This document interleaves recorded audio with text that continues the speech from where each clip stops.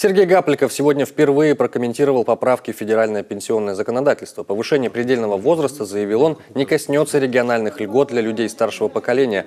Все действующие льготы, в том числе региональные и иные меры социальной поддержки, которые назначаются при достижении мужчинами возраста 60 лет и 55 лет женщинами, будут сохранены.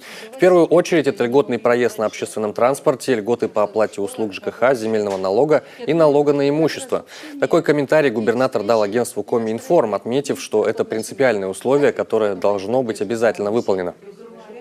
Мы должны сохранить на уровне региона полный объем такой поддержки, доплат и компенсаций, все льготы по социальному и медицинскому обслуживанию граждан старшего поколения. Поэтому сейчас наша задача принять все необходимые решения и внести соответствующие поправки в наше законодательство до вступления в силу нового федерального закона. Правительством Республики Коми такая работа уже организована.